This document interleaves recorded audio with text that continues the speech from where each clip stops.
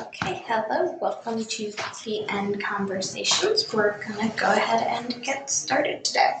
So I'm Sam Harvey from the Center for Career and Professional Development, and we're gonna talk today about interviews. So setting the stage a little bit. So you've gotten all your materials together, you used a bunch of the different tools and to find the opportunities that we've talked about in previous Coffee and Conversations. And now it's happening. You have been asked for an interview by a company that you've applied to. First off, congratulations. Even if you don't end up with the job, getting to the interview stage means that the company sees something that they like in you.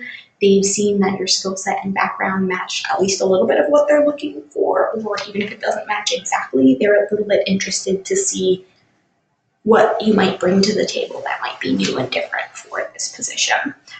And now they're interested in knowing more about what you can bring.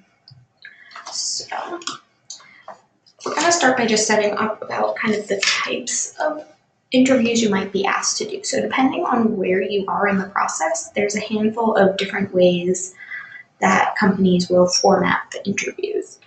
So usually if it's a first round interview, they will do a phone interview. These are usually pretty short calls that last around 30 minutes maximum. They're really meant to screen you to make sure that you actually align with the application materials that you presented, and to start weighing other things such as personality factors that are often important in the hiring process, and to see where you align with also some of their other candidates. Some other types of interviews that will often be in that sort of first or some of the early rounds will be things like a video chat, or what we've been seeing more of, which is a recorded interview session. So for a video chat, it's just usually using Skype or Google Hangouts to talk face-to-face, which is sometimes a little bit more comfortable, and people like it a little bit more than the phone interview. We'll just do a preface. If you're ever asked to do something that's over sort of a chat system, such as Google Hangout especially is where we've seen this, but the place will not face video chat with you, I would look at that as a red flag. We have seen some scams where the whole interview is done only via text. If that is happening, see that as a red flag and potentially look a little bit further in to make sure it's an actual job opportunity and not a scam. A recorded interview is usually going to be hosted through probably a third-party platform from what I've seen of it. How that works is you're given questions and asked to do usually a video recording of your answers to that questions. Sometimes you're going to have a time limit to how long you have to answer the question, so it might be like, well, tell us a little bit about yourself. Here's 2 minutes to answer this. Sometimes you'll have the option to re-record your answer, sometimes you won't. It's still an emerging sort of use of recording technologies, so most places don't necessarily do this, but I expect we're going to start seeing it a lot more soon coming up for early screenings, so definitely be aware that it might be something that they ask you to do. So then the final sort of usual type of interview is going to be the in-person interview. So depending on your location and the company's location, an in-person interview is often reserved for later in the process. And that's really a chance for them to show you around, to meet some of the other people in the team.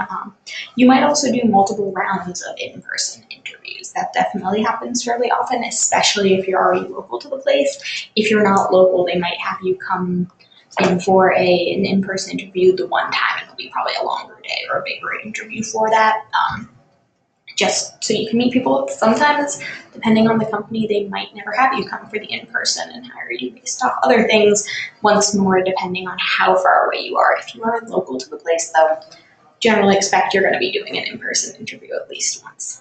So I just want to give you some general tips for each types of these interviews before I actually go into specific interview things that can work for all of these. So for a phone interview, it's important to make sure you have a good phone connection, that you're not going to be dropping out, that you're in a quiet space that's going to have no interruptions. So you don't necessarily want to be out on the street sometimes. There's a truck could go by. You don't want to necessarily be in your living room if your roommates are going to be coming in and out of the space all the time. And when you answer the phone, always say who it is that's speaking. So for example, I would be like, hello, this is Sam Harvey, just so that they don't have to go through the, hi, is this Sam? Sort of back and forth. It's just a nice little professional touch that shows that, hey, you were ready for this and you're not answering the phone being like, hey, who is this? Because you should be expecting that phone call. For a video chat, once more, also have a good connection and a quiet space. Look for a neutral background, something like a bookshelf, a wall, anything like that. Just be aware of like any posters or imagery behind you. That's something else that the interviewer can use to read into. They might love it, they might be super into it, they might be like, oh, that was a weird poster that they had back there. So kind of just really thinking about what your surroundings are going to be. Make sure you wear a fully professional outfit. You never know when the fire alarm might go off or you might need to stand up for some reason or another. I know people who have been asked about books that were in the shelf behind them. I know people that had to stand up because the lights in the place that they were in had gone off and because it was on a motion sensor. And don't be afraid to take pauses, both on phone interviews and video, to really consider your answer. It's oftentimes, especially in very audio-based medias or when you're not face-to-face with someone, to feel like a pause is so much longer than it is, especially over the phone. You can have there be a pause in the conversation for a moment while you consider what it is you want to say as your answer to this question. So don't feel like you need to fill everything and just jump in and start talking right away. Definitely it's okay to take that time to consider what you're going to say. And then for the recorded things, it's going to be similar to the video and phone, good connection, quiet space. And don't stress about getting your answers perfect, especially if they let you re-record. You might start to sound rehearsed and people aren't going to connect well with people who sound too rehearsed. The interview is really a chance for them to start to get to know you better and to see if they want to work with you. There's not a right or wrong for it. It's basically just, well, is this person going to end up being a good addition to this team? So if you start to get really worried about it and start to sound over-rehearsed, then that's what they're going to see. They're going to see the over-rehearsed person more than they're going to see your actual personality shining through. So now, whether you're in person or not, I'm just going to talk about some of the different ways to prepare and tips for the interview itself. And we're going to start with what do you bring with you. So before you walk out the door of your apartment, house, wherever it is that you're staying right before, sit down at your desk or whatever you use to make sure that you have your materials ready. So first and foremost, you always want to bring printed copies of your resume. If this is a phone or video interview where you're not in person, it's still really helpful for you to have on hand because they'll be looking at copies of it so that you can refer directly to things that you wrote. Oftentimes you wrote this a while ago, or even if it's only been a week, you're going to forget some of the specifics of what you do. It's also a great reminder of what you have done for you to be able to refer back to directly. It's also helpful to have for in-person interviews in case the interviewer was running late from another meeting, or maybe they just forgot to print it out or it got lost somewhere in the shuffle. It's always great to have a copy for them to be able to hand to them. I recommend asking the person that you've been communicating with to set up the interview who you're going to be meeting with to make sure you bring enough copies. You may not give all of them out throughout, but you also might need them all. It's also really nice to ask before who you might be meeting with so you can do a little bit of like recon about their departments, see if you happen to know anyone in common, anything like that. It's always a good thing to do. But at the very least, you just want to know just so you know how many copies of your resume to have with you. And probably bring a few extras. Who knows, they might pull someone in that they weren't expecting. If you're in a visual major looking for a job doing visual work, you're going to need your portfolio. So sometimes the company will have your portfolio pulled up for you on a computer already, but don't rely on them doing that. Always bring a backup of some sort, and always bring a backup that doesn't rely on the use of internet. From my own personal experience, many big companies don't have the ability to easily give guest access to the internet. So have a version of your portfolio that doesn't rely on that access. So always having that sort of PDF version downloaded onto your tablet, onto your computer, or a printed out version. A large portion of these interviews for visually based jobs is going to involve going through your portfolio to talk about your process and the projects that you've been able to do, the skills that you've gained. Not having it's going to put you at a great disadvantage. And if you want to know a little bit more about portfolios, check out last week's Coffee and Conversations, which is on our YouTube channel.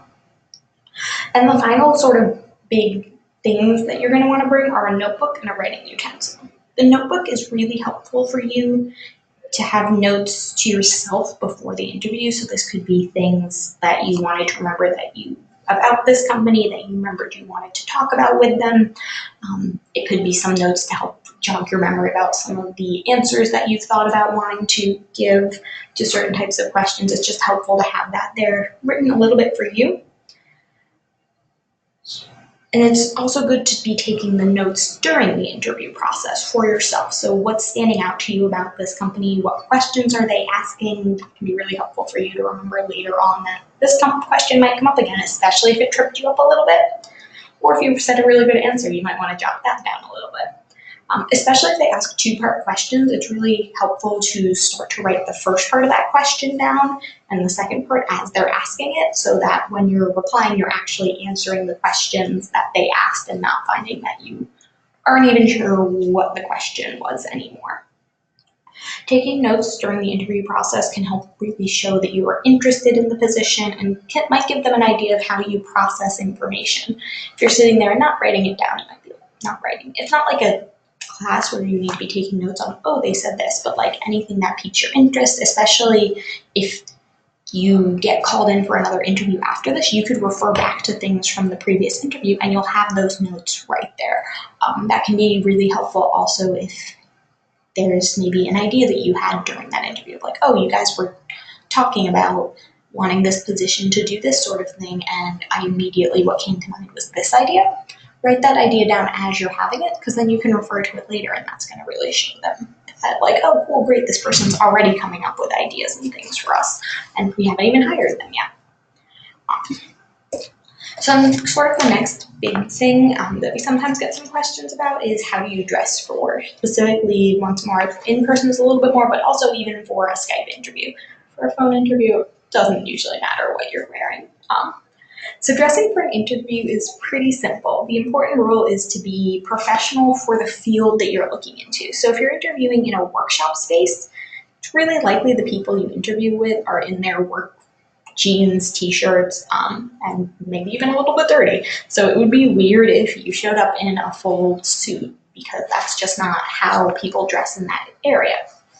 That being said, even if the space is one that you get messy, you still want to dress the best version of that professional attire. So you wouldn't necessarily wear your dirty workshop jeans to that interview, but you would wear a nice pair of jeans and a nice t-shirt to that. When you're actually working, you'll dress down from that, but you don't want to show up in a suit, because they might read that as, oh, does this person understand this work environment? But if you show up super dirty, they might be like, does this person even care? So it's about finding that sort of medium balance between the two different things. So not necessarily your most casual version of what you would wear to work. On your professional version, you're going to be like your boss's that day sort of attire. There's a lot of connotations that people can put on the clothes that you wear, so it's always important to generally be aware of how other people may read the way you're dressed, and how it might bias their opinions of you. And it may be that the company isn't a good fit for you if your style is a conflict for them. If you have visible tattoos and you're happy and you want to be in a place that you can show off your visible tattoos, then that's okay for them to be visible during the interview process. It may bias people in ways, but it might end up being that that's not the right job for you then anyway, if that environment is not one where you can have your tattoos out. What counts as professional attire has changed a lot in recent generations, so it's important to get a read on the company also beforehand and decide from there. One big recommendation I would have is even just looking for their Facebook or Instagram pages to see if you can find images of people around the office that can help give you a good idea about what things might look like there, because, for example, in career services here at Pratt, I can dress fairly casually. There's not any sort of dress code. I've applied for positions where the career services office is expected to come in wearing suits every day. So even within the same industry, there can be a lot of change around based off the different companies. So always do a little bit of homework beforehand, but dress in a way that makes you feel confident and excited and professional to be ready to do this job. So some common questions that you're going to get asked, because the questions are sort of what the interview is. So each interview will be different, but I can kind of talk about some of the common things they do and really what information they're looking for. So actually, before I get into questions, just some tips before you go into an interview. So once you get to the place, say hi to people, let them know who you are, make sure you have pulled up who you're meeting with. Try and get there about 5 minutes early, especially if you need to sign in with security anywhere. For that, you want to be there like 10 minutes early. Know who you're going to be meeting with, make sure you have all your materials, and take some time. If they offer you to where the bathroom is, I definitely recommend doing it to grab a little sip of water or something. But you can also take that time to just get yourself in the right headspace, take a couple of breaths before you end up meeting the person you're going to be interviewing with, just to calm your nerves a little bit, just a few deep in and out breaths. And then if you've ever heard of doing power poses, specifically the Wonder Woman pose is really great, where you put your hands on your hips and sort of puff your chest out a little bit. Those types of things feel really hokey, so that's why you might want to go do them in the bathroom, but they can really help with your confidence if you get anxiety or anxious during job interviews, which I know I talk to a lot of people about having. So really taking that time, that's also why in these places where you're not necessarily face-to-face with the people, taking those moments of pause can be really good, because it allows you that chance to just take a deep breath to center yourself again. So once you've gotten into the interview, you're sitting down, you've done your power poses, you've taken your couple of breaths, and then the interview starts. So usually the first question you're going to get asked is, tell us a little bit about yourself. So this answer could be anything from a 1 to 5 minute sort of talking time. What companies are usually looking to get from this is information about your professional pathway. So they don't care where you grew up, they care more about like what drove you to the decisions and how that looks in the current moment. So you might give a summary of your most recent professional accomplishments, and then maybe what led you to apply to new positions. So like, I decided to go to Pratt because of this. What I found there is this. Now that I'm graduating, I'm looking to get into this area, which should hopefully be related to the company itself. If you aren't just graduating, I've been working at this company, I've been doing this, and I've found that I was ready for this type of change. So that's always going to be is kind of what's prompting you into looking for this current job now. What is it you're looking to get out of this current job that you're applying to now? Throughout this, they're going to also want to evaluate your strengths and weaknesses. So what are you good at, what you need to work on, and how aware are you of those things? So these questions are usually pretty straightforward. They'll be like, so what's a strength? What's a weakness?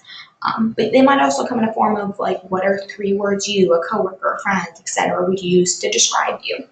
In either of those instances, while saying the actual thing is important, it's also important to expand on that, on why you choose those things. So what examples do you have from your experience that back up that claim? So if I say one of my strengths is that I'm really good at figuring out technology, I can't just end it there. I have to talk about a time when I helped untangle a strange situation, or I had a weird technical setup that I had to work with and was able to succeed. If I say that my friends would say I'm incredibly friendly, what does that look like? What does that mean? Always going and taking that extra step to really making sure you're proving what it is that you're saying. Because I can tell you yeah, I'm really athletic, but you might be able to tell that based off looking at someone, but there's also a point of cool, well, how many sit-ups can you do? Because if I say, oh, I'm really athletic, I can do 10 sit-ups, there's a disconnect there. Then the other big thing is the weaknesses question. For that, be honest about it. Don't pick your biggest weakness, the thing that you're yeah, I'm super duper messy. That's not helpful, but you might figure out something that something you know is a weakness, but also then how you've been working on it. So a common one could be yeah, I'm really, my time management could use a little bit of work. I often find myself spending a lot of time on certain projects to get them really right, but have notice that that means other projects sometimes fall to the wayside. But I've been working on this by setting calendar reminders for myself about when I need to stop working on certain projects in order to take care of other smaller things. So really being able to show not just showing I'm aware that I'm not this great at this thing, but I'm aware of it and this is what I've been doing to combat it. If you don't have an example like that, it's great to start considering what are some of your weaknesses. Take a moment, reflect on that, and see what are some small steps you can do to try to work on those weaknesses. So then the next sort of big question that's going to be important is the why do you want to work here question. Really any why question is going to be really important to make sure you answer, because that's about them understanding your motives, your values, what drives you. It's a common question because it can trip someone up if they've just been sending out applications without a thought to anywhere. You might go, because I want a job. That's not going to be the best answer to getting a position. This is where your research, that notebook, can really come in handy. Having a reason why you want to work here, what excites you about the company or position, is going to be really important here. They'll know if you're panicking a little bit. It ends up coming through a lot more than you think it is, and this is coming from someone who has messed up this question in the past. So really knowing what it is that excites you about this company is always really good, and this is also why you don't want to just throw out applications willy-nilly, because you might end up in an interview where you're sitting here and you're like, I don't actually know why I applied to this. And that's a sign that it's probably not a good fit, but it's also might be a really great opportunity that you just haven't taken the time to really fully consider. And you might trip up on the question and not get it from there. So then the other sort of big thing that you want to do for thinking about your questions is have ideas about what your values are and what examples from your experience you want to talk about. You want to share varied experiences and stories, so pull from your leadership experiences, from your internships, and maybe even from the trip you planned with your friends. If you're going to pull from something like that, you want to make sure you're focusing on the professionally appropriate details for something like that, but where are your skills showing through? How are people going to sort of see what you're bringing to the table? And have this list of things, and you want to vary the examples so it's not just like, well, at my internship, that may be the most relevant thing to your major that you have right now, but oftentimes through your portfolio and through your resume, they understand if you have the skill set to create the work that they want. Now they're also trying to see how you're going to resonate with the mission of the company as well. Outside of this, you can find lists of common questions all over the internet, but the most important thing is when you're in an interview, breathe and really listen to the question being asked. You can try and figure out why they're asking the question and make sure you're given an answer that's relevant. Sometimes some big issues are people sometimes talk for a while because they're not sure if they answered the question when they've actually gone into left field. Really make sure that you're thinking, okay, what's the question here? Have I answered it? And then you can always stop. If you haven't answered the question enough, they'll usually rephrase it or add something to it, or circle back to a similar thing later. So the interview's purpose is to see that the skills you have measure up to what they do need. Once more, just because you say it or it sounds good on paper doesn't mean it aligns in person, but also to see where you fit in the team. So as I mentioned earlier, fit is an important aspect of the job search process. It's a little bit of a controversial thing as well.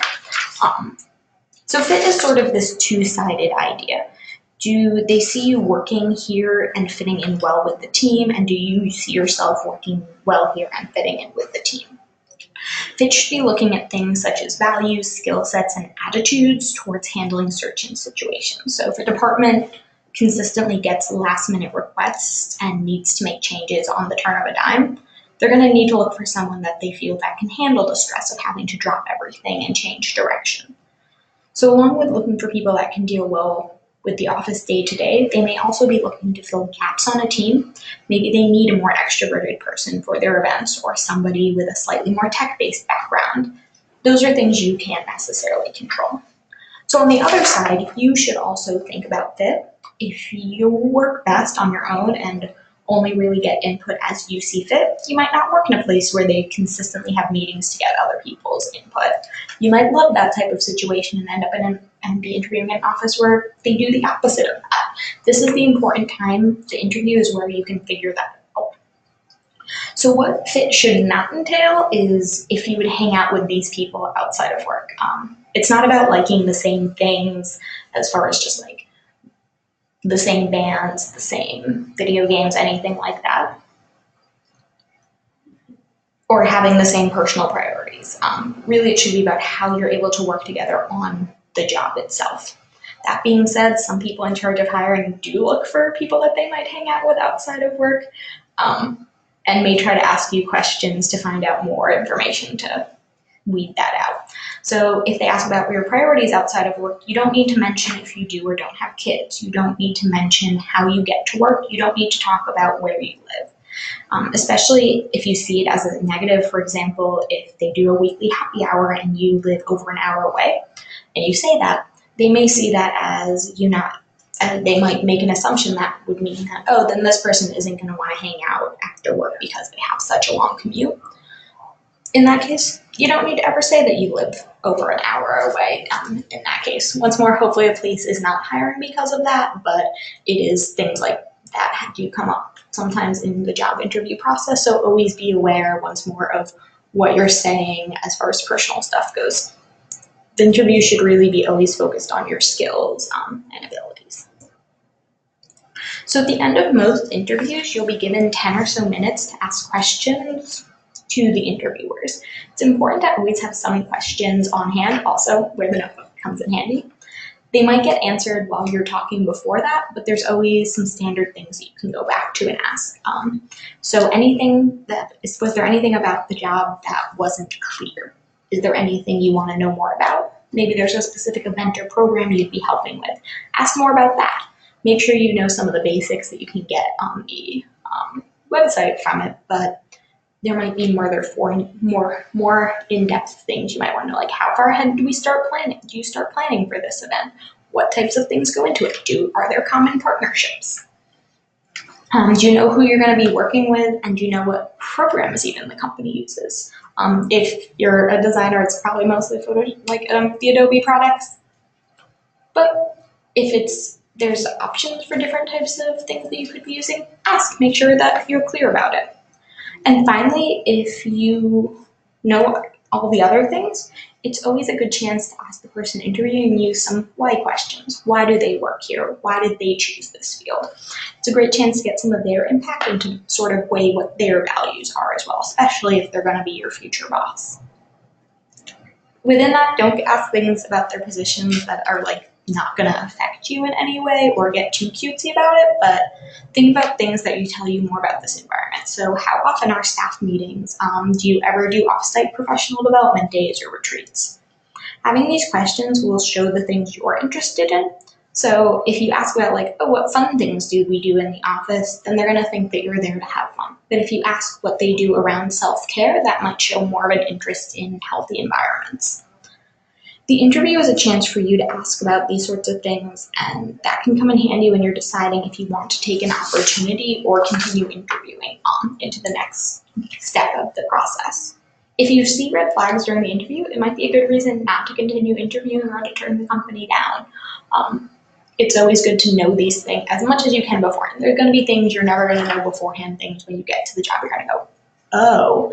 But the more you kind of start to get a feel for it during the interview, then the more likely when you walk in on the first day, it's going to feel like you expect it to.